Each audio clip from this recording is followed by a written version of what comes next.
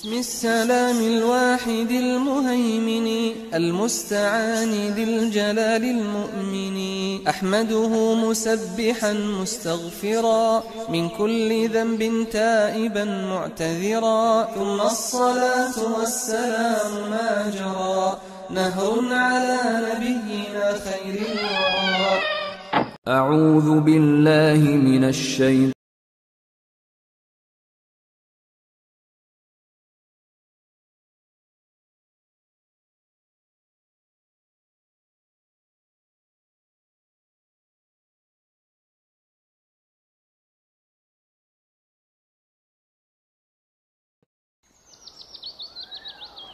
Bismillahirrahmanirrahim. Assalamualaikum warahmatullahi wabarakatuh. Alhamdulillahilladzi amarona bis-sholati waz-zakati was-shiyam wa nahana 'anil fahsya'i wal munkar wal haram. Wassalatu wassalamu ala sayyidina Muhammadin asyrafil anam wa ala alihi wa sahbihi ajmain, amma ba'd. Hamdan katsiran thayyiban mubarakan. Anak-anakku sekalian, ada salah satu amalan sunnah malam hari yang hanya dapat dilakukan pada bulan Ramadan, yaitu sholat tarawih. Para ulama sepakat bahwa hukum sholat tarawih adalah sunnah atau dianjurkan. Sholat ini dianjurkan bagi laki-laki dan perempuan. Sholat ini dinamakan tarawih yang artinya istirahat. Karena orang yang melakukan sholat tarawih beristirahat setelah melaksanakan sholat 4 rakaat. Sholat tarawih ini dikhususkan pada bulan Ramadan. Jadi, sholat tarawih adalah sholat malam yang dilakukan pada bulan Ramadan. Imam Syafi'i, mayoritas ulama Syafi'iyah, Imam Abu Hanifah, Imam Ahmad, dan sebagian ulama Malikiyah berpendapat bahwa lebih utama sholat tarawih dilaksanakan secara berjamaah sebagaimana dilakukan oleh Umar bin Khattab dan para sahabat.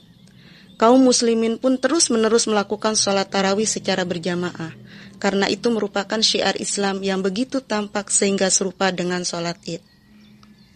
Kapan waktu pelaksanaan sholat tarawih? Adapun waktu pelaksanaan sholat tarawih adalah antara sholat Isya dan sholat subuh. Sholat ini dilaksanakan sebelum sholat witir. Mengapa kita disunahkan untuk melaksanakan sholat tarawih di malam hari pada bulan Ramadan? Karena ada beberapa keutamaan yang begitu besar dari sholat tarawih. Yang pertama, orang yang melaksanakan sholat tarawih akan mendapatkan ampunan dosa yang telah lalu. Dari Abu Hurairah, Rasulullah Shallallahu Alaihi Wasallam bersabda, "Man qoma Ramadhana imanan wahtisaban, ghufira lahu ma taqaddama min dzambi." Barang siapa melakukan qiyam Ramadan karena beriman dan mengharap pahala, maka dosa-dosanya yang telah lalu akan diampuni. Yang dimaksud qiyam Ramadan adalah sholat tarawih sebagaimana yang dikatakan oleh Imam Nawawi. Keutamaan yang kedua dari sholat tarawih adalah orang yang melaksanakan sholat tarawih bersama imam seperti sholat semalam penuh. Dari Abu Dzar, Nabi Shallallahu Alaihi Wasallam pernah mengumpulkan keluarga dan sahabatnya, lalu beliau bersabda, "Barang siapa yang sholat bersama imam sampai selesai, ditulis untuknya pahala sholat 1 malam penuh." Begitu utamanya orang yang melaksanakan sholat tarawih dengan baik. Anak-anakku sekalian, sholat tarawih yang kita lakukan tentunya sesuai dengan apa yang telah dicontohkan oleh Rasulullah Shallallahu Alaihi Wasallam. Lalu bagaimana sholat tarawihnya Rasulullah? Dari Abu Salamah bin Abdirrahman, dia mengabarkan bahwa dia pernah bertanya kepada Aisyah radhiyallahu anha, bagaimana sholat malam Rasulullah Shallallahu Alaihi Wasallam pada bulan Ramadan? Aisyah mengatakan, Rasulullah Shallallahu Alaihi Wasallam tidak pernah menambah jumlah rakaat dalam sholat malam pada bulan Ramadan dan tidak pula dalam sholat lainnya, lebih dari 11 rakaat. Hadis riwayat Bukhari dan Muslim. Mengenai jumlah rakaat sholat tarawih. Adapun jumlah rakaat sholat tarawih itu tidak dibatasi. Ibnu Abdil Bar mengatakan, sesungguhnya sholat malam tidak memiliki batasan jumlah rakaat tertentu. Sholat malam adalah sholat nafilah atau yang dianjurkan, termasuk amalan dan perbuatan yang baik. Siapa saja boleh mengerjakan dengan sedikit rakaat, siapa saja yang mau juga boleh mengerjakan dengan jumlah rakaat yang banyak. Salat tarawih tidaklah dibatasi jumlah rakaatnya dengan beberapa alasan. Yang pertama, Rasul Shallallahu Alaihi Wasallam sendiri tidak membatasinya. Nabi Shallallahu Alaihi Wasallam ditanya mengenai salat malam, beliau menjawab, salat malam itu 2 rakaat, 2 rakaat. Jika kalian khawatir menabrak waktu subuh, maka kerjakan 1 rakaat. Dengan demikian, berarti kalian menutup salat tadi dengan witir. Padahal ini dalam konteks pertanyaan. Seandainya salat malam memiliki batasan tertentu, pasti Nabi Shallallahu Alaihi Wasallam akan menjelaskannya. Alasan yang kedua yaitu kita diperintahkan untuk memperbanyak sujud, artinya memperbanyak salat sunnah. Nabi Shallallahu Alaihi Wasallam bersabda, bantulah aku untuk mewujudkan cita-citamu dengan memperbanyak sujud, yaitu memperbanyak salat sunnah.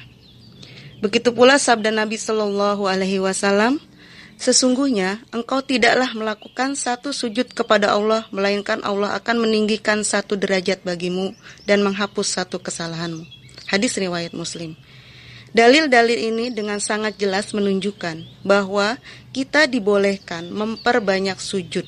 Artinya memperbanyak sholat sunnah dengan banyak rakaat dan sama sekali tidak diberi batasan. Alasan yang ketiga, rakaat sholat diperbanyak agar sholat malam bisa lebih lama. Syekhul Islam Ibnu Taimiyah mengatakan, tatkala Umar mengumpulkan manusia dan Ubay bin Ka'ab sebagai imam, dia melakukan sholat sebanyak 20 rakaat. Kemudian melaksanakan witir sebanyak 3 rakaat. Namun ketika itu bacaan setiap rakaat lebih ringan dengan diganti rakaat yang ditambah. Karena melakukan hal semacam ini lebih ringan bagi makmum daripada melakukan 1 rakaat dengan bacaan yang begitu panjang. Setelah kita melaksanakan sholat tarawih, maka sholat witir adalah menjadi penutup sholat malam. Dari Abdullah bin Umar, Rasulullah Shallallahu Alaihi Wasallam bersabda, jadikanlah akhir sholat kalian di malam hari adalah sholat witir. Hadis riwayat Bukhari dan Muslim. Jumlah rakaat sholat witir minimal 1 rakaat, maksimal 11 rakaat. Jika berwitir dengan 3 rakaat, maka sholat witir itu bisa dilakukan dengan 2 rakaat salam, lalu ditambah dengan 1 rakaat salam. Boleh pula sholat tersebut dilakukan dengan 3 rakaat langsung salam. Cara yang kedua yaitu dengan melakukan sekali tasyahud, bukan 2 kali tasyahud. Jika dijadikan 2 kali tasyahud, maka miriplah dengan sholat maghrib. Padahal sholat sunnah tidak boleh diserupakan dengan sholat wajib. Demikian pembahasan kita tentang sholat tarawih pada kesempatan kali ini. Semoga dapat memberikan manfaat dan mari kita jadikan Ramadan saat ini yang terbaik dengan meningkatkan amalan-amalan soleh kita. Akhirul kalam, wassalamualaikum warahmatullahi wabarakatuh.